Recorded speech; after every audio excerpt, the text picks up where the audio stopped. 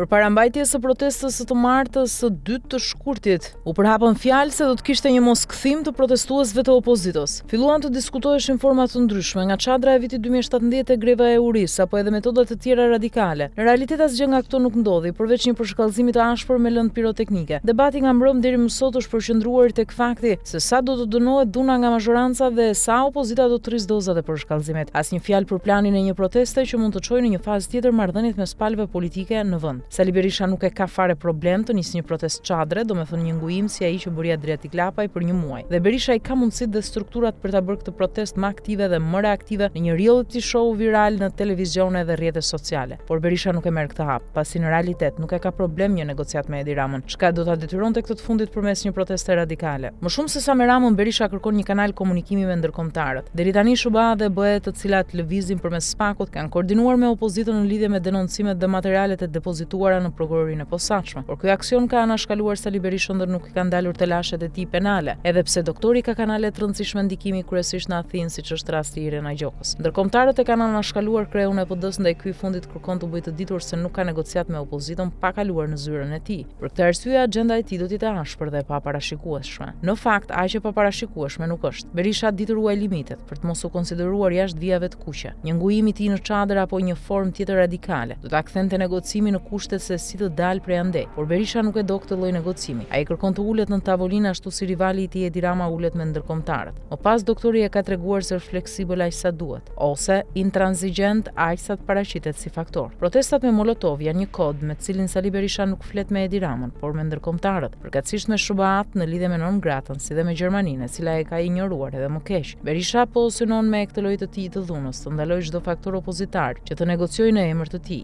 të PD-s apo edhe të partive të tjera opozitare. Sali Berisha po shfaqet si një piroman që është gati të djegë deri në momentin kur t'i kërkohet të jetë zjarr fiksi, dhe në atë moment ai do ta bëjë menjëherë dhe në mënyrë shembullore. Deri tani askush nuk e konsideron faktor Sali Berishën, edhe pse ai është realisht personazhi me më shumë influencë, por relevanca e tij nuk ka peshën e nevojshme për ta kaluar nga statusi i aktorit në atë të faktorit. A mund të ndodhë kjo? Ka ndodhur disa herë në histori. Por tani duket se kancelarit perëndimore nuk duan t'ia japin këtë mundësi, me cilën ai e ka djegur vendin disa herë. Ata thjesht po kërkojnë me durim një anti-Rama brenda opozitës, në SPAK apo edhe në pjesë të tjera të shoqërisë.